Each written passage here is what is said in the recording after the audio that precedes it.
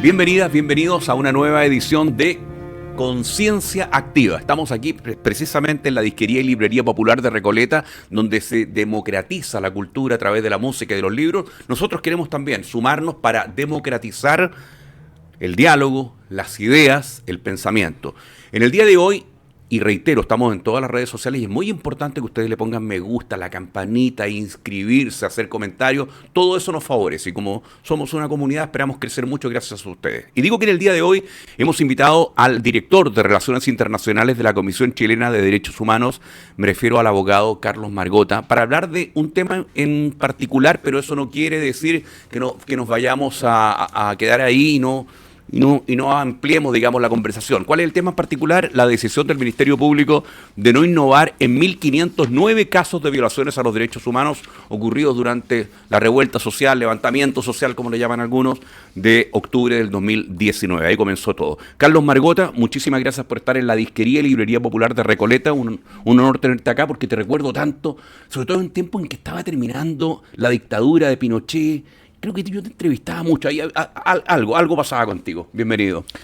Bueno, muchas gracias por la invitación. Un honor para mí estar con usted en esta gran comunidad, César. Antes de la democracia, ¿en qué estabas tú en la década de 80? Para ordenarme yo también. ¿En qué estabas tú en los años 80 en este país? En los años 80 estábamos defendiendo los derechos humanos. Yo me incorporé muy tempranamente a la Comisión Chilena de Derechos Humanos, apenas egresé de la Escuela de Derecho de la Universidad de Chile y nos incorporamos a trabajar en función de la defensa de las víctimas, defensa de los presos políticos. Y bueno, una tarea que empezó muy tempranamente y que continúa hasta el día de hoy, pues. O sea, ¿salvaste vida? Bueno, digámoslo así, que estuvimos al lado de las víctimas, estuvimos al lado de los presos políticos, estuvimos al lado de los perseguidos, estuvimos al lado de quienes necesitaban, fueran amparados por los derechos humanos. A eso se dedicó la institución. Y hicimos, junto con muchos otros, una contribución que creo que ha sido reconocida tanto por la comunidad internacional como también por la ciudadanía. Y al acordarte de ese tiempo y ver el Chile de hoy, 2021, ¿qué te pasa? Bueno, es la sensación que tenemos todos los que trabajamos en derechos humanos, que si bien es cierto se ha dado un paso relevante en el término de la dictadura, creo que hay tareas gigantescas que están pendientes, particularmente aquellas que dicen relación con precisamente las obligaciones que tiene todo Estado postdictatorial respecto de cómo enfrentar las violaciones de los derechos humanos ocurridas durante el periodo. Y me refiero fundamentalmente a estas 4 obligaciones que se llaman las 4 patas, ¿no? 4 patas de una mesa. La obligación primera del Estado es hacer verdad, segundo, hacer justicia, tercero, reparar a las víctimas y, en cuarto lugar, implementar todas las garantías de no repetición con el fin precisamente de evitar que se repita la experiencia trágica vivida durante 17 años durante la dictadura. ¿Y de esas 4 patas, en todas estamos al debe? Estamos al debe en todas, lamentablemente. ¿Incluso la verdad? Y no es porque uno quisiera ver solo el vaso medio vacío. Las organizaciones internacionales que se dedican a monitorear los procesos justamente transicionales han señalado con precisión de que Chile está al debe. En materia de verdad, por ejemplo, hay 1.082 chilenos y chilenas que tienen todavía la condición de detenidos y detenidas desaparecidas.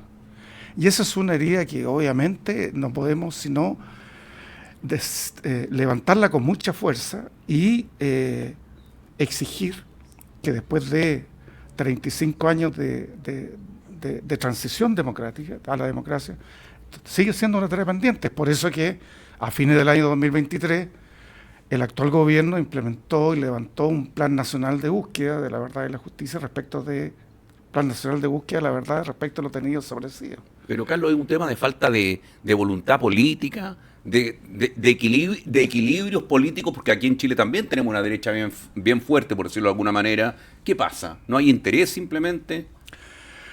Bueno, yo voy a recurrir a lo que siempre se ha dicho en torno a lo que ha sido el cumplimiento de las obligaciones internacionales del Estado de Chile ya señaladas. Yo creo que cuando Elwin pronunció su famoso discurso señalando que en Chile se iba a hacer justicia en la medida de lo posible, eso en realidad ha sido una realidad. Porque, repito, en materia de verdad tenemos 1.082 detenidos desaparecidos. En materia de justicia tenemos, sí, un número alrededor de un centenar de condenados por crímenes contra la humanidad cometidos durante la dictadura en Punta Peuco. Pero es un número muy reducido, teniendo presente la magnitud de las violaciones de los derechos humanos ocurridas durante el periodo de Pinochet. Mira, las dos comisiones nacionales sobre prisión política y tortura calificaron a más de 10.000 personas, 30.000 víctimas de tortura. Tortura además que un crimen contra la humanidad. Las miles de detenciones que hubo, los miles de exiliados, los miles de relegados. Es decir, siempre se dijo que no había existido prácticamente ningún hogar en Chile que no conociera o que no tuviera dentro de su seno una víctima de violación de derechos humanos. Entonces, la magnitud es enorme. Y por lo tanto, la justicia ha sido muy escasa, ha sido muy mezquina. Mira, y particularmente, y esto yéndolo más allá de las cifras, un tema humano. A mí me ha tocado, en función de mi cargo, yo fui presidente de la Comisión Chilena de Derechos Humanos hasta hace 8 meses atrás, me tocó recorrer gran parte de nuestro país. Y sobre todo en las ciudades pequeñas o en los pueblos pequeños, las víctimas de los detenidos desaparecidos o las víctimas sobrevivientes me señalaban con mucha angustia que de repente iban al supermercado, iban a la farmacia del pueblo y se encontraban con su torturador. Entonces, eso es muy grave y eso sigue ocurriendo hasta el día de hoy. Entonces, esto no es un tema simplemente conceptual, doctrinario, de cifras, sino que el tema humano, y a mí me importa muchísimo eso y a todos nos debería importar tremendamente y solidarizar, por lo tanto, con todas aquellas personas que todavía buscan que se haga verdad y que se haga justicia en esta materia. Y por cierto, reparación. Carlos, perdona, mencionaste Punta Peuco, me acordé, porque empiezan a salir en esta época del año. Tenemos elecciones presidenciales, recordemos, en noviembre del 2025, las ofertas políticas, los ofertones, como dicen. Entonces, uno de ellos es la pena de muerte. Y alguien le respondió a la candidata Evelyn Matei si la pena de muerte también correría Gael Llomas. ¿Cómo se pronuncia el apellido de la diputada? Llomas. Llomas. Sí. Bueno, Gael, la voy a dejar como Gael para no enredarme. Llomas. Bueno, pero ella le propone a través de redes sociales, le pregunta a Matei, ¿y eso también corre para los presos de Punta Peuco? Bueno, lo que pasa es que ahí, mira, ahí hay un problema también que estamos viviendo en el Chile de hoy y que es un Chile que está inmerso dentro de un escenario global de avance de la ultraderecha, de sus banderas, de sus consignas. Y Chile no está ausente de esa contraofensiva global en materia de retroceso civilizatorio, que significa el avance de la ultraderecha que se expresa en Europa. Tenemos un gran número importante de países europeos que están gobernados por la ultraderecha. En nuestra América del Sur primero tuvimos Bolsonaro, hoy día tenemos a Milei más allá de nuestra frontera, al otro lado de la frontera.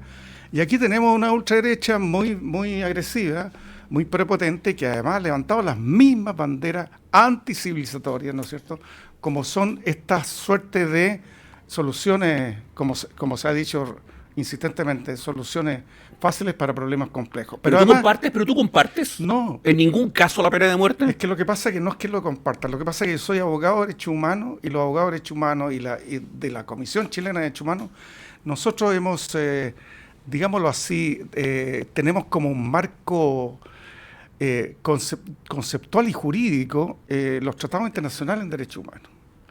Y los tratados internacionales de derechos humanos, por ejemplo, la Convención Americana de Derechos Humanos establece que, de la cual el Estado de Chile ha suscrito y ratificado esa convención, dice que en los países que se ha derogado la pena de muerte, como el caso de Chile, no se puede restablecer. Y ese es un mandato constitucional, es decir, obligatorio para el Estado de Chile. El Estado de Chile no puede reponer la pena de muerte, porque ya se adscribió a la Convención Americana por ahí por el año 90 y en consecuencia no se puede retrotraer, a menos que queramos incumplir una obligación internacional y quedemos como paria ante la comunidad internacional, es decir, incumplidor de los tratados internacionales que hemos suscrito y ratificado. Bueno, los invitamos a todos a conocer este hermoso lugar que nos cobija en el día de hoy, la Disquería y Librería Popular de Recoleta, donde se democratiza, como decimos, la literatura y la música, y nosotros tratamos a través de Conciencia Activa de democratizar el pensamiento. Todo un equipo, no he presentado a todo el equipo, está Catalina Araya, Vladimir Araya, Jorge Rojas, Ociel Moya y también Patricio Bacaro, bueno, que les habla César Aboí, hoy día conversando con el abogado Carlos Margota. Él es director de Relaciones Internacionales de la Comisión Chilena de Derechos Humanos. Hagamos dos aclaraciones. La Comisión Chilena de Derechos Humanos, ¿de quién es? ¿Cómo se financia? ¿Cómo se mueve? No, no es un organismo estatal. No, afortunadamente. No, digo afortunadamente porque en general lo que se busca es que los organismos de derechos humanos pertenezcan a la sociedad civil. ¿Por qué? Sean parte de la sociedad civil. ¿Por qué? Porque la sociedad civil tiene que supervisar y fiscalizar justamente los actos del Estado, para que cuando violen los derechos humanos, entonces, bueno, se denuncien y se persiga, digamos, la responsabilidad de los agentes del Estado. Porque las violaciones a los derechos humanos, conceptuales, doctrinariamente y normativamente, lo cometen los agentes del Estado. Ni tú ni yo cometemos violaciones a los derechos humanos, en cuanto que somos personas que no trabajamos en el Estado. Lo que nosotros podemos cometer son delitos comunes, y delitos comunes graves. Tú puedes cometer homicidio, en fin, que está penalizado en el Código Penal, pero son delitos comunes. Las violaciones a los derechos humanos están reservados para los agentes del Estado. Entonces, O sea, ¿cómo? Un agente del Estado toma una pistola aquí en la misma librería y te dispara a ti, ¡pum! Esa es una violación a los derechos humanos. Yo tomo la pistola y te disparo a ti, es un delito. es un homicidio, claro, que está Claro. tipificado y sancionado en el Código Penal, por cierto. Precisamente porque la doctrina de los derechos humanos surge para supervisar a los agentes del Estado en cuanto ellos forman parte de una entidad llamada Estado que tiene el monopolio de la fuerza, y por lo tanto hay que supervisar y fiscalizar que la fuerza se emplee legítimamente. Perfecto. Y lo que ha ocurrido en la historia de nuestros pueblos es que los Estados mal usan, digamos, la fuerza, y en vez de ocuparla para hacer el bien común, para decirlo en términos genéricos, muchas veces la ocupan para imponer proyectos políticos que resguardan determinados intereses minoritarios muchas veces, ¿no es cierto?, de la sociedad, y no los de los intereses generales de la nación. ¿Cómo ocurrió con el golpe de Estado el año 73? Perfecto. Se ocupó el monopolio exclusivo de la fuerza, ¿no es cierto?, para imponer un proyecto que iba en beneficio de una pequeña minoría, y se utilizaron las violaciones de los derechos humanos para que ese proyecto se instalara, se normativizara en la Constitución del 80, y que suframos hasta el día de hoy sus nocivos y nefastas consecuencias. Carlos, la Comisión Chilena de Derechos Humanos, entonces, ¿de quién depende? ¿Cómo Bueno, opera en definitiva? Por eso digo, es una corporación de derecho privado sin fines de lucro, Ya. y que no tiene financiamiento estatal ni tiene financiamiento internacional. En su momento tuvo financiamiento internacional cuando surgió en el año 1978, el 10 de diciembre de 1978, Campeón palestino. de la agencia, Recordar por eso. parte de la Agencia de Cooperación Internacional, que solidarizaban con la causa de los derechos humanos en Chile. Recordemos que en ese tiempo, bueno, en este país se mataba todos los días gente, se desaparecía gente, se torturaba gente, metía en presa gente por su idea, y por lo tanto había que ayudar a quienes iban en directa asistencia justamente a las víctimas de la violación de los derechos humanos. Después de los 90 eso cambió, y nosotros no tenemos financiamiento ni siquiera de la cooperación internacional. Pero ¿cómo financias tú? Tú eres el cargado de las relaciones internacionales. ¿Cómo viajas de un lado a otro? ¿Hay que meterse la pata al bolsillo, digamos? No, yo siempre viajo, cuando he viajado, viajo invitado, porque la verdad Ya. nosotros somos una institución que se forja sobre la base de gente voluntaria que con mucho compromiso y convicción sigue trabajando por los derechos humanos como una base sustancial, digamos, del proyecto de sociedad que anhelamos. Una verdadera democracia tiene que ser fundada en los derechos humanos. A veces nosotros tenemos la posibilidad de obtener algún proyecto específico, concreto, que tiene un plazo, y bueno, podemos financiar el trabajo profesional que realizamos. Pero en general nosotros no tenemos garantizado, y la verdad, yo siempre valoro muchísimo el trabajo de nuestra institución, más allá que yo pertenezca a Doble muchos mérito, años, obvio, por lo que hacen porque ustedes. el compromiso y la convicción Claro. en ciertas ideales, a mí me parece que es tremendamente valorable, de gente, bueno, que tiene convicción pero respecto de ciertos ideales, y que, bueno, echamos de menos en muchos lados, digamos. Carlos, y ustedes tienen la convicción, a propósito de lo que yo dije en un comienzo, el tema que nos convocaba en forma particular en el día de hoy, más allá que pudiéramos hablar de todo, es la decisión del Ministerio Público de no investigar en 1.509 casos de violaciones a los derechos humanos ocurridos desde octubre del 2019. Bueno, mira, nosotros desde el primer momento como institución, repito, a pesar de no tener financiamiento, pudimos enfrentar con el aporte voluntario de muchos profesionales, fundamentalmente abogados, la defensa de muchas víctimas de violación de los derechos humanos ocurridos durante el gobierno de Piñera. Particularmente personas víctimas de trauma ocular. Recordemos que 465 personas fueron víctimas de trauma ocular, 2 de ellas fueron secadas completamente, como Gustavo Gatica y Fabiola Campillay. Hubo 33 homicidios, centenares de presos políticos. Nosotros, dentro de nuestras capacidades, pudimos atender un número muy significativo y presentamos querellas no solamente contra los autores materiales, es decir, el carabinero que disparó y que hirió a la persona, sino que también contra los autores intelectuales y particularmente contra el principal responsable, que era el presidente de la República, Sebastián Piñera. Por lo que establece la Constitución desde el punto de vista del orden jerárquico que hay entre el presidente de la República, el Ministerio del Interior, subsecretario del Interior y mando policial. Son responsables constitucional y legalmente. E incluso cuando llegó un momento en que la violación a los derechos humanos a partir del 18 de octubre se tornaron masivas, generalizadas y sistemáticas, interpusimos una denuncia ante la Corte Penal Internacional en contra de Sebastián Piñera, todos sus ministros responsables en materia de seguridad y de control del orden interno, para objeto de que fueran sancionados. ¿Por qué? Precisamente respecto a tu pregunta, César. Porque aquí había impunidad. No se avanzaba, el Ministerio Público no avanzaba, no cumplía con su deber de investigar y el Poder Judicial no cumplía con su deber de sancionar. Y eso ha venido ocurriendo hasta el día de hoy. Efectivamente, la última noticia, en febrero, 1.509 causas fueron archivadas. Y esto viene a... ¿Archivadas por qué? ¿No hay más pruebas? ¿Qué explicación se da? Vienen a coronar la situación de impunidad que venimos viviendo, salvo casos excepcionales respecto de la gran cantidad de casos de violación de derechos humanos. Fíjate, el año pasado el informe de Amnistía Internacional dio cuenta de esta situación de total y completa impunidad. De las 10.142 casos que abrió el Ministerio Público respecto a violación de derechos humanos, 10.142 al día de 30 de diciembre del año pasado, solo había 44 condenas, es decir, mucho menos que el 1%. Y por lo tanto, ahora en febrero de 2025, 1.509 causas que se archivan, viene simplemente, a coronar aquello que nosotros hemos denunciado, que es el incumplimiento de un deber estatal que tiene, a través del Ministerio Público y a través del Poder Judicial, el Estado de Chile, de hacer verdad y hacer justicia en esta materia. De acuerdo, Carlos. Carlos Margota en Conciencia Activa. Recuerden, me gusta, la campanita, hacer comentarios, todo eso en todas nuestras plataformas sociales.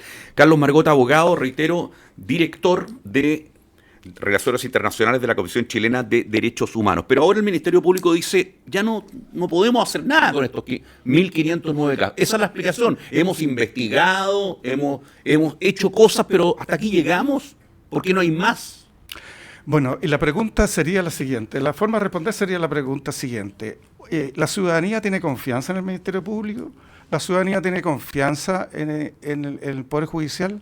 Atendido los últimos acontecimientos, los últimos 3 meses, en que ha quedado develado una verdadera red de corrupción y entramado entre el poder político y el Ministerio Público y el Poder Judicial, donde ha quedado develado la intervención de Luis Hermosilla como abogado del Ministerio del Interior, asesor directo de Andrés Chadwick, uno de los acusados por su responsabilidad en la violación de los derechos humanos, cuando ha quedado develado que el fiscal nacional se reúne, después que no se acordaba, se reunió con Andrés Chadwick, se reunió con Luis Hermosilla, ¿a objeto de qué? De prometerle, se ha sabido después, de que toda diligencia respecto de las causas que se llevaban en contra de Sebastián Piñera, cualquier diligencia se iba primero a poner en conocimiento de Chadwick y a través de Hermosilla, es decir, un Ministerio Público al servicio de los victimarios,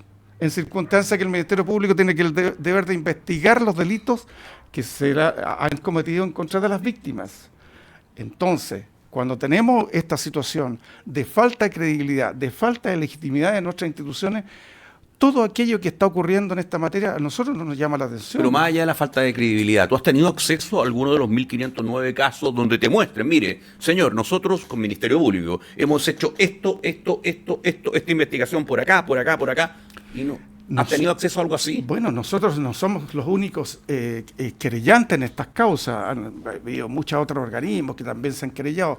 Nosotros todavía tenemos un número de alrededor de 38 causas que están vigentes, pero que no han avanzado tampoco. No han avanzado en la formalización ni en la condena de los autores cómplices e encubridos de los graves crímenes. ¿Qué razón da el Ministerio Público? Bueno, porque yo creo que aquí, volvemos al tema central, que aquí hay una cultura de la impunidad en que aquí no se protege a las víctimas y se protege a los victimarios. Hay una trama del poder, ¿no es cierto?, que ha quedado develado y que debe llevarnos a una reflexión. Es decir, quiero hacerte un pequeño recuerdo, César. Sí, Carlos. A propósito del estallido social, que es el momento en que se inician estas violaciones a los derechos humanos, porque es la forma, ¿no es cierto?, que enfrenta el gobierno de Piñera esta expresión multitudinaria de la ciudadanía que exige un cambio de modelo político, social y cultural que se había impuesto a sangre y fuego durante la dictadura que había sido administrado durante 30 años. Una de las cuestiones que se señalaba con mucha fuerza era que la ciudadanía ya no creía en las instituciones. Todas las instituciones quedaron en cuestionamiento. Y ese diagnóstico hoy día está total y completamente profundizado, obviamente. Y lo que da cuenta además de la validez y vigencia de toda y cada una de las demandas que se expresaron con tanta fuerza durante el estallido social.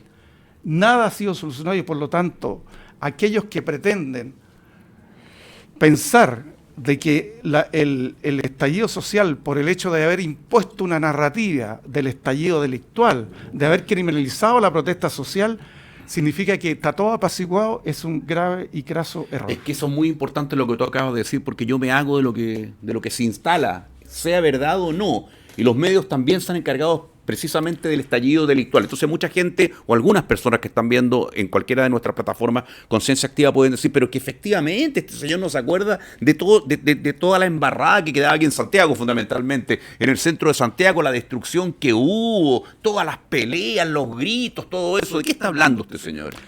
Claro, pero lo que yo recuerdo mejor fue que hubo una expresión multitudinaria, no solamente en las grandes urbes, en los pequeños pueblos, en las pequeñas ciudades de nuestro país, donde el pueblo de Chile se manifestó pacíficamente, a través de marchas, a través de una expresión pacífica, a través de asambleas, en fin, donde se pidió el término de este proyecto que se había impuesto a sangre y fuego. De manera que, obviamente, aquí hay una narrativa, César, que obviamente, tal como tú lo dices, aquí hay una narrativa que se ha impuesto con la gran colaboración, por cierto, de los medios de comunicación hegemónicos, que es la misma fórmula, ¿no es cierto?, que tienen para imponer determinadas narrativas también en el orden internacional.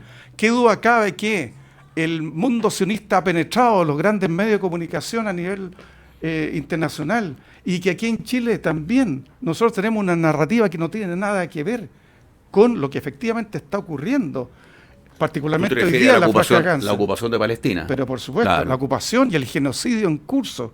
Nosotros, César, firmamos una denuncia ante la Corte Penal Internacional en contra del primer ministro Netanyahu, por cierto, porque obviamente esa es la condición. ¿Tú estuviste entre los 620 abogados? Así es. Mira aquí. Así es. Permíteme darte la mano, por favor. No. Nosotros los abogados Haddad y otros nos pidieron especialmente que nosotros como Comisión Chilena de Derechos Humanos pudiéramos firmar y firmamos en el segundo lugar de la lista. Mira. Después del presidente de la Comisión de Derechos Humanos en el Senado, Chaguán. Firmamos porque tenemos la firma de convicción y porque creemos que también los grandes crímenes y la impunidad de los crímenes se imponen siempre con la gran colaboración de los medios de comunicación. Pero mira, cuando presentan, muchas veces cuando presentan al grupo Hamas, dicen el grupo terrorista Hamas. Pero tú has escuchado alguna vez, Carlos Margotti, y le pregunto a la gente que nos sigue en Conciencia Activa, que digan, el criminal de guerra Benjamín Netanyahu esta mañana declaró, porque está sindicado como criminal de guerra. Benjamín Netanyahu, no lo digo yo, digamos. Por eso, César, que No, es muy relevante a propósito de estos temas, que obviamente son de mucho interés, es decir, se cerraron 1.509 causas. Sí, pero esto hay que verlo en un contexto mucho más amplio, es decir, el tipo de sistema político que estamos viviendo. Nosotros sostenemos que todavía la transición a la democracia no termina. Entonces también aquí hay una narrativa que se ha impuesto de mala forma. En circunstancias se habla de la democracia que tenemos que cuidar. No, nosotros hemos logrado avances democráticos, la transición no ha terminado. En primer lugar tenemos una constitución de la dictadura, que aun cuando haya sido modificada en el año 2005 y con la firma de Ricardo Y Lagos, algunos te van a decir, y la ratificamos. sigue todavía, digamos, en su eje central, es la dictadura de Pinochet, es la constitución de Pinochet. Pero en segundo lugar, déjame decirte, la comunidad internacional a través de los organismos especializados ha señalado con precisión que un requisito presupuesto esencial de toda democracia es la libertad de expresión. Y la libertad de expresión supone justamente diversidad de ideas y diversidad de opiniones dentro del amplio espacio, digamos, que son los medios de comunicación. El año 2015 vino a Chile el relator sobre libertad de expresión del sistema interamericano, Edison Lanza, y elaboró un informe que se conoció el año 2016. ¿Tú sabes lo que dijo y lo que concluyó? El año 2016, No hace tanto. dijo, en Chile, te lo voy a sintetizar, dice, en Chile no hay libertad de expresión toda vez que falta pluralismo informativo en atención a la concentración de la propiedad de los medios de comunicación en Chile.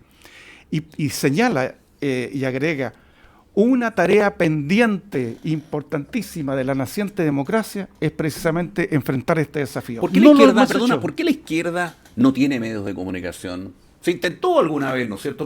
Pero ¿por qué no hay medios? ¿Es muy caro? Uno se pregunta, un medio de comunicación. Hoy día que la cosa está digital, ¿por qué la izquierda no tiene un medio que realmente le pueda hacer la competencia a los medios hegemónicos? Esa es la pregunta. ¿Qué crees tú? Bueno, hay que avanzar en esa dirección, porque déjame decirte lo siguiente a propósito de violación a los derechos humanos, el estallido social o violación a derechos humanos, la dictadura.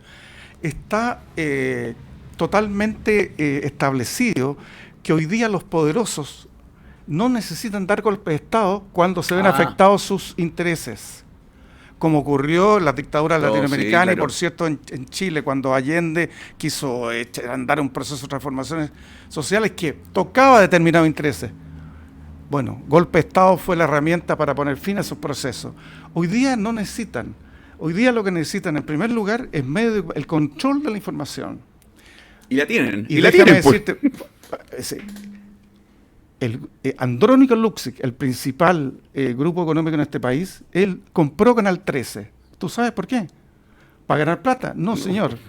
Solo para generar clima de opinión favorable a sus intereses. Y de eso se trata. De eso se trata. Los grupos económicos, que son los que tienen el poder político y económico, ¿no es cierto?, este país, teniendo la información, generando clima de información, les es suficiente para resguardar sus mezquinos intereses. Quiero hacerle un reconocimiento a algunos medios. Piensa Prensa, a La Voz de los que Sobran, y a mi querido amigo Daniel Jadwe, que no puedo tener contacto. Yo trabajo en Recoleta, paréntesis. Entonces, yo no he podido ver a Daniel Jadwe con su programa Sin Maquillaje, que aporta el pensamiento crítico. Víctima también de los medios de comunicación, en conjunto con esta trama del poder, ¿no es cierto?, que armó una estrategia judicial que se llama lawfare para efecto de destruirlo como adversario político. Y dicho eso, ya estamos cerrando. ¿Qué pasa entonces en este momento con estas 1.509 personas que son víctimas de lo que fue el estallido social en nuestro país? Y que las investigaciones se finí, como diría Albert Vilar. Capiri se finí, me acordé. Bueno, la impunidad da cuenta justamente de que el Estado de Chile está incumpliendo sus obligaciones y en consecuencia la ciudadanía debe exigir al Estado de Chile el cumplimiento de sus obligaciones. Y déjame decirte, no es una frase para la galería. La historia de los derechos humanos en Chile y en los pueblos del mundo dan cuenta que se ha avanzado en materia de consagración de derechos humanos, realización de derechos humanos, cuando el pueblo organizado se moviliza en función de la exigencia del Estado del respeto y garantía de los derechos humanos. No hay ninguna fórmula, digamos así, que la historia nos diga que sea exitosa. Y por lo tanto en Chile, frente a este nivel de impunidad que viene de la dictadura, pero que ahora tenemos respecto al estallido social, no podemos permitirlo y tenemos que demandar, por lo tanto, el término de impunidad sobre la base, digamos, de una movilización que permita que el pueblo de Chile exprese con mucha fuerza qué es lo que quiere como proyecto político-social en nuestro país. Y que la impunidad, por lo tanto, sea expresada como algo negativo de aquello que la ciudadanía mayoritariamente anhela. Eso es un disvalor, eso es un anticivilizatorio y además incumple los tratados internacionales que el Estado de Chile ha suscrito y ratificado. Hoy en Conciencia Activa estuvo Carlos Margot, abogado, director de Relaciones Internacionales de la Comisión Chilena de Derechos Humanos, hablando de temáticas que por lo menos aquí en el ambiente, la Disquería y Librería Popular de Recoleta, da la impresión que fue agradable tener a Carlos y que aportó mucho precisamente en pensamiento crítico. Muchas gracias a este lugar que nos cobija, que es Recoletras, la Disquería y Librería Popular de Recoleta, que está abierta de lunes a sábado de 10 de la mañana de lunes a viernes, de 10 de la mañana, porque tú andas buscando un libro y buscarlo, de 10 de la mañana a 6 de la tarde y el sábado de 10 de la mañana a 2 de la tarde. ¿Qué libro estás buscando y cuándo llega? ¿Te dijeron algo? Bueno, la próxima semana. ¿La próxima semana? Próxima semana. Anda buscando un libro de Mario Morós, de la biografía de Gladys, ¿eso es? Sí, perfecto. Porque es un libro que merece ser leído. Por el respeto que tiene el pueblo chileno respecto a una mujer que se la juzgó por las demandas de nuestro pueblo. Gracias a ti, Carlos, querido. Muchas gracias. Y felicitaciones a este espacio y a todos a quienes hacen posible, digamos, que una voz distinta se abra paso dentro de esta aplastante voz hegemónica que protege a la minoría y que descuida los intereses de la gran mayoría. Un honor. Carlos Margot hoy en Conciencia Activa.